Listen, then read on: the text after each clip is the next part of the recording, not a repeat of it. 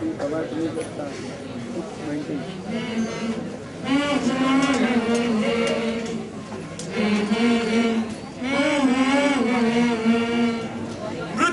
હૃદયદ્રાવક છે, મૃત્યુ આઘાતજનક છે, મૃત્યુ અસ્વીકાર્ય છે, મૃત્યુ અનિવાર્ય છે, અનાદિ છે, અનંત છે, મૃત્યુ કરુણ છે, મૃત્યુ પછી હંમેશા રુદન છે. પણ જો તમારા અંગત વ્યક્તિના મૃત્યુ બાદ તમને રડવું ના આવે તો મૃત્યુ એ મૃત્યુનું કારણ બની શકે છે. આ એ વ્યક્તિની લાશ છે જેનું મૃત્યુ હમણાં જ થયું છે, અચાનક થયું છે. તેના ઘરમાં સમય જાણે કે થંભી જ ગયો છે. ચારે બાજુ માતમનો માહોલ છે, કોઈ સ્વીકારી નથી શકતું. આ એ જ વ્યક્તિ છે જે હમણાં હતી, હવે નથી. મૃત્યુ અસ્વીકાર્ય છે. આ વ્યક્તિ પણ સ્વીકારી નથી શકતી કે તેનું અંગત વ્યક્તિ હવે જીવિત નથી. પણ એ છે કોણ? એ કોઈ પણ હોઈ શકે છે. એની માતા, પિતા, ભાઈ, બહેન, શું ફેર પડે છે? પણ મહત્વનું એ છે કે તેનું અંગત વ્યક્તિ હવે જીવિત નથી. મૃત્યુ કરુણ છે, પણ એ વ્યક્તિનું રુદન ક્યાં છે? એ રડતી કેમ નથી? એને રડવું જોઈએ. જો એ નહીં રડે તો એને રડવું પડશે, કેમ કે મરતા વ્યક્તિની પાછળ મરાતું નથી. રડાવ રડાવ એને રડાવ.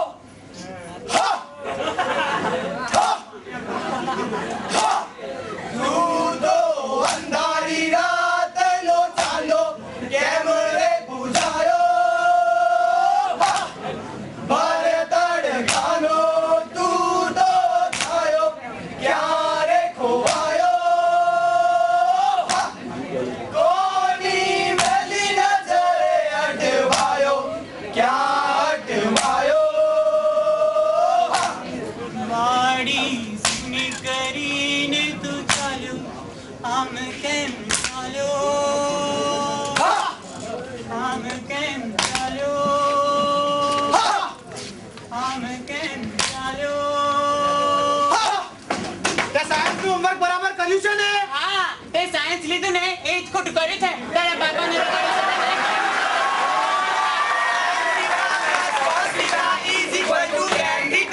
તારી માની જેમ તારે કથક ડાન્સર થવા જેવું હતું. તે બાયોલોજીનું લેસન બરાબર કર્યું છે ને? હા, તમારા બાપાને રવાડી ચાલશો ને તો બારીમાં જ આપણે ધરાવશો.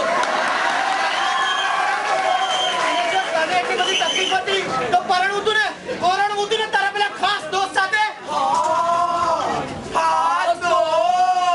શું આમ ભાન ભૂલીને બોલો છો ગમે તેમ જેમ તેમ? અને એની કરતા બસ આઈસ્ક્રીમમાં મૂક્યો છે.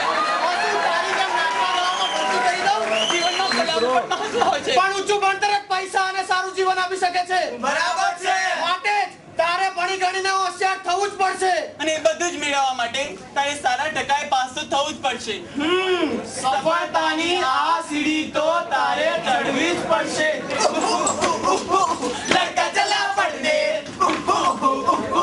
બોજ લગા बढ़ने, बाद में आई एग्जाम, लड़का लगा डरने. लाओ कोई फॉर्मूला सक्सेस का. કોની અપેક્ષાઓમાં અટવાયો ક્યાં અટવાયો. બેટા દીપક, ન્યુયોર્કમાં કેમ છે? મજામાં તો છે ને? અરે હા પપ્પા, મજામાં જ છું. હવે ત્યાં ઠંડી કેવી પડે છે બેટા? ઠીક છે. તારી તબિયત સાચવજે.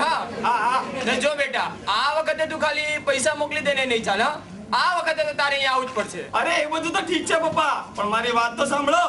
મને અહીંયા પરમેનન્ટ વિઝા મળી ગયા છે. હું અહીંથી જાઉં છું બેટા. આપણું એ ઘર ને બધું મોડું થશે પછી ફોન કરીશ. પૈસા મોકલા દીધા છો. બાય. શું આ વખતે પણ એ ખાલી પૈસા જ મોકલશે? જીવનમાં એકલવાયું જીવન હવે નથી જીવાતું. ગડપણની જિંદગીને તો ટેકો આપવા એ ના આવ્યો.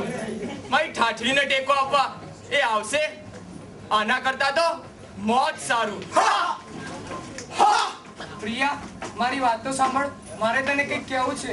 એ જ કે હું તારા વગર નહીં રહી શકું. મને પાછું વળીને જોવાની આદત નથી રાજન.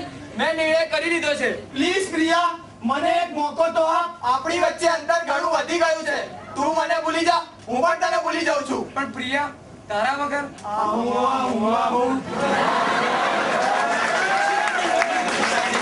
આ દુનિયા સંગીની રંગીન છે. આ જમાનો લવ આજકાલનો છે. આ બે બંને અલગ થઈ જઈએ. Let's celebrate breakup party. in my life. All the best. વ્યાજ લીધું છે તો ભરવું પડશે. વ્યાજ લીધું છે તો ભરવું પડશે. પણ આટલું બધું કેમ?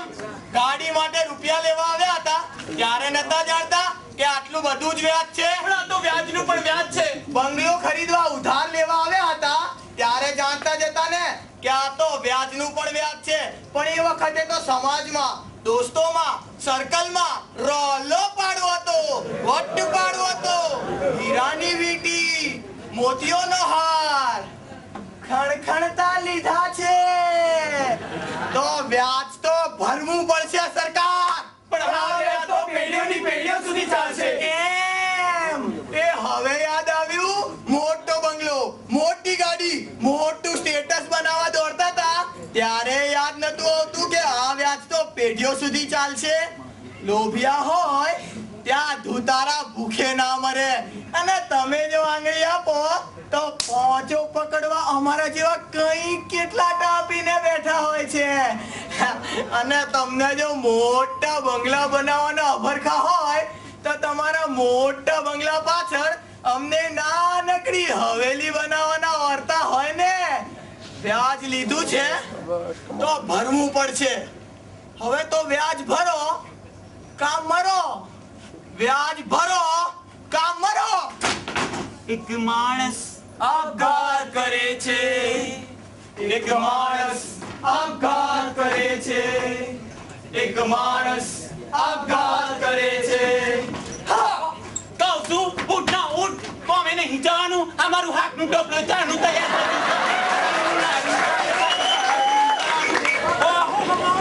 જો તો પાછો ડોરા કાઢે છે. તે હવારમાં બે એક કકરાટ કરી મેલ્યો હોય પણ હવા નહીં પડી. બપોરના 12 વાગે સવાર આમે તારે કરવાનું. હું હવાનું લારી લઈને નહેરી પડવાનું. રાત્રે ઘટકીને હુઈ જવાનું. કહું છું આપણું તેવું જેટલું વધી ગયું છે. મોં પાડતો તો મમ્મી બહાર નિહાળ જાઉં છે. પેલો બાસ્તા ઘૂસવાડે જતો કે તારા બાપાના બાપા તો પૈસા નહીં આલતા.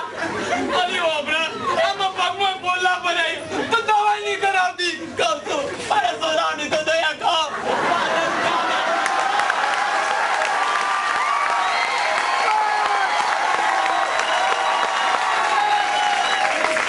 મને ખબર તો છે કે રોજ સવારે હું લારી લઈને નીકળું છું તોય 5 રૂપિયાનો સામાન તો વેચાતો નહીં. હવે તું કહેતી હોય ને તો હું પોતે વેચાઈ જાઉં. કાલે આ તારે વેચાઈ જવા તો વેચાઈ જાને. લૂંટમાર કરવી તો લૂંટમાર કર પણ મારા હોરાની દવા કરે. તો કઈ થઈ ગયું તો કહી દઉં છું. ભડકો કર મેળે ભડકો. કોઈ ના હોય તો હવે મુકીને અંદર ઘૂસકો મેં મારા. હવે તો એક જ રસ્તો છે. સાબરમતીમાં ભૂસકો. હા, મૃત્યુ હૃદયદ્રાવક છે. મૃત્યુ અનિવાર્ય છે, અનાદિ છે, અનંત છે. મૃત્યુ અસ્વીકાર્ય છે. પણ જે દિવસે મૃત્યુનો સ્વીકાર થાય છે તેને જ કદાચ આપઘાત કહેવાય છે. માણસ આપઘાત કરે છે કેમ? કયો બાળ વિદ્યાર્થી સહન નથી કરી શકતા? કયો અંધારે બાપ સહી નથી શકતો? શું સંબંધ તૂટવાથી જીવન પૂરું થઈ જાય છે? જીવનમાં કેટલા શૂન્યનો ઉમેરો થવાથી જીવન શેષ થઈ જાય છે. માણસ આપઘાત કરે છે કેમ?